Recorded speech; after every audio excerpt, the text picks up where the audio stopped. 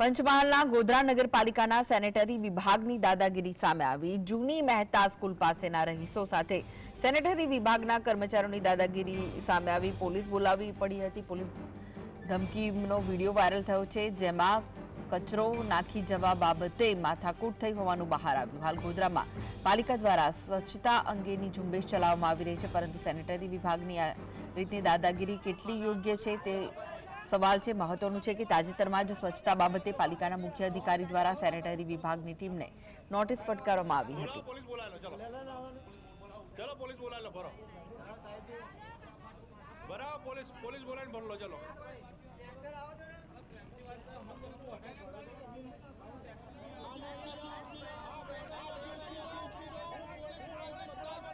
તો આ વિશે વધુ માહિતી માટે જોડાઈ ગયા છે સંવાદદાતા રવિ। રવિ, સેનેટરી વિભાગની દાદાગીરી સામે આવી છે, શું વિગત છે? ચોક્કસથી જણાવી દો કૃષ્ણા, ગોધરાના 11 વોર્ડમાં પાલિકા દ્વારા ખાસ સફાઈ ઝુંબેશ હાથ ધરવામાં આવી છે અને રોજે રોજ તેનું મોનિટરિંગ કરવામાં આવી રહ્યું છે। જે રીતે ચર્ચ વિસ્તારની અંદર મહેતા હાઈસ્કૂલ આવેલી છે ને આ મહેતા હાઈસ્કૂલ પાસે કંઈક ગંદકીના નાખવા બાબતે બે જૂથો વચ્ચે ઘર્ષણ થયું હતું, જે દરમિયાન સેનેટરી વિભાગની ટીમ પણ ત્યાં ઉપસ્થિત હતી। ત્યાં સ્થાનિક લોકો સાથે તેઓનું શાબ્દિક ઘર્ષણ થયું હતું, જેનો વિડીયો છે તે સોશિયલ મીડિયામાં વાયરલ થયો છે।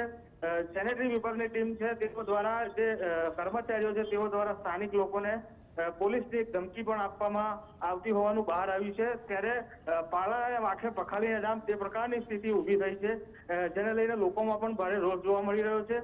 જ્યારે આ બાબતની જે દાદાગીરી જે રીતે સેનેટરી વિભાગની સામે આવી છે, જેને લઈને લોકોમાં એક પ્રકારનો પણ ભારે રોષ છે। જી, આભાર માહિતી આપવા માટે।